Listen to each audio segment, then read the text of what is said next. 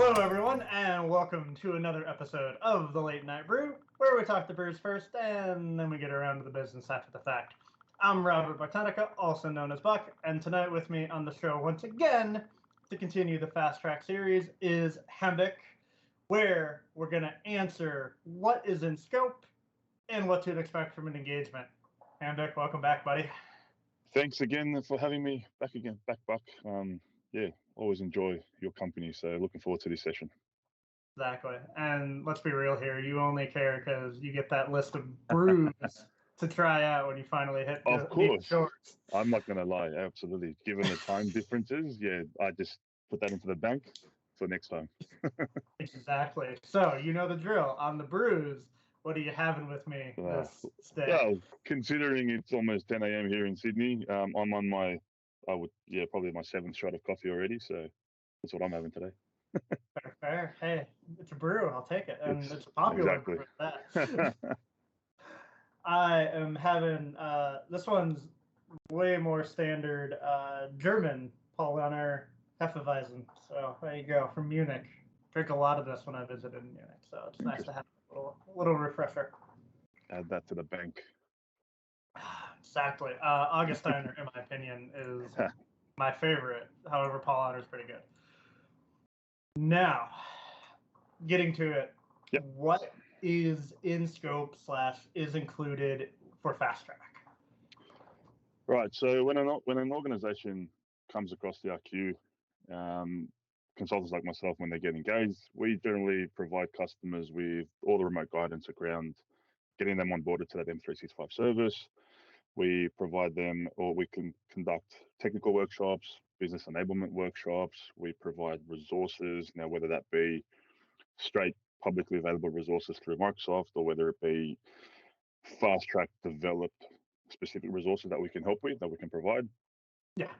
There's also some deployment wizards that Microsoft has recently made available through to customers accessible from their admin center. So that's just generally a follow the bouncy ball type wizard to take them through the onboarding of that specific workload. And ideally, it's not just providing the resources and telling the customer to go digest and come back to us with questions. We'll still follow up with additional sessions once we sent through all the documentation, just to make sure they've understood what we sent through, there's specific points within the documents that they need to focus on.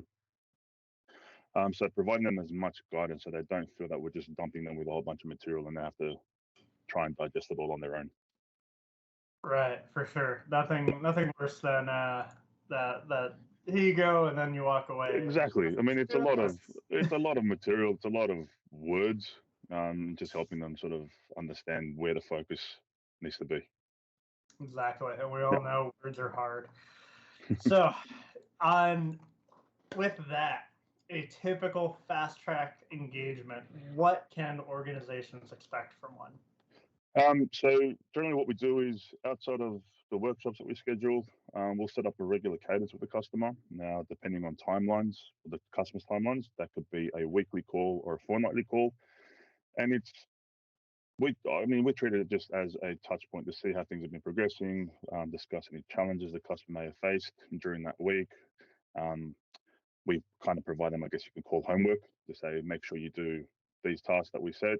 We go through the various phases that we're at through the FastTrack journey, and sort of just to have that open forum where the customer can ask any questions they have, give us that status update, so then we can work out what the next steps look like. It's not necessarily if the customer's got no updates because other priorities are taken over that week or that fortnight, we can always postpone, but it's just to have that ongoing communication so the customer knows that they're not alone throughout this journey. Right. That touch base and that opportunity to ask the dumb questions, as it were. No such thing as dumb questions, but yeah. I'd say the only dumb question is the one unasked. So. Yeah, you were waiting for me to say something else. I know you were. Not saying anything.